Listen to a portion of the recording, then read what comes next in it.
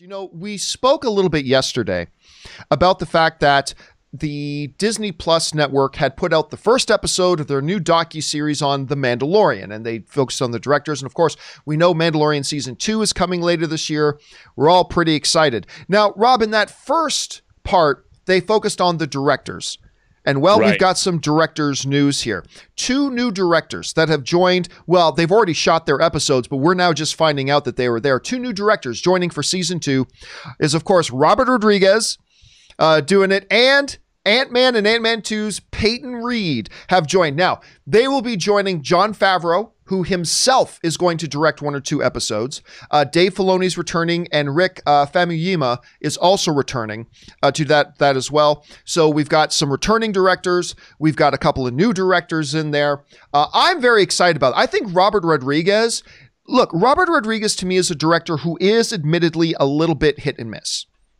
To me, he's a little bit hit and miss.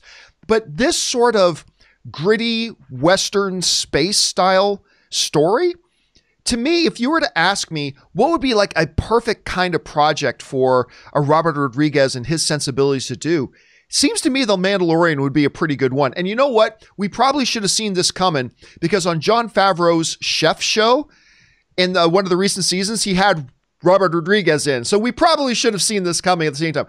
And Peyton Reed, I love it. I really love the job that Peyton Reed's done with the Ant-Man films. We've talked a lot about how he's a lot of people's choice maybe to direct a Fantastic Four movie. So this is an interesting mixture in here, Rob. I'm kind of liking what I'm seeing. Rob, you've now taken a look at this. You see, Filoni, Famuyiwa's coming back. John Favreau himself is going to be directing. Now we add the likes of Robert Rodriguez, Peyton Reed. What do you think about these additions? Well, it seems like a big director party. Like it's like the party you want to get invited to in Hollywood now is to direct an episode of The Mandalorian, which I think is the best thing ever. Because, I'm sure Favreau is handpicking people that he not only knows, but trusts. And I'm sure it can only be a good thing for the morale. I can only imagine what a happy set that must be. And the directors, I'm sure, are all happy to be there, because you get to play in the Star Wars universe without having the weight or the pressure of having to make a $250 million movie that satisfies the world. You come in, you work on a TV schedule, you get to use all of this great new stagecraft technology, and Robert Rodriguez at the forefront of technology. I mean, look at what he did with the Alita Battle Angel.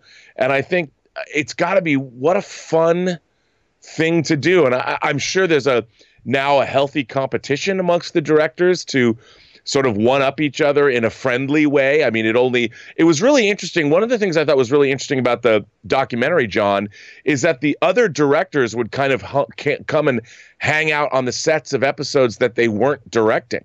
Yeah. To offer their support. And that's a really cool thing. I mean, I kind of experienced a little bit of that with the show I worked on a couple of years back, and it's always fun to have that. And as long as you don't find it intimidating or at all, which you shouldn't, but it just looks like what a fun place to work.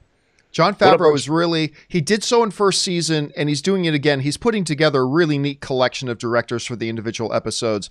And yeah, I'm fascinating to see his specific episodes that he's going to direct himself. So I'm kind of excited about that too. Question here, guys, is for you. What do you think about the addition of a Robert Rodriguez and a Peyton Reed? Remember, they've already shot their episodes, so now we just got to wait a few months to actually see them. I'm kind of excited about it. I think this is a nice addition to the mix. Obviously, Taika Waititi couldn't come back because he's got to finish his next goal wins that he's doing with Michael Fassbender. Then he's got to do Thor, Love and Thunder, and then he'll get around to doing his very own Star Wars movie, which we talked about yesterday. But what do you think about these additions? Jump down into the comment section below and let us know your thoughts. All right, guys.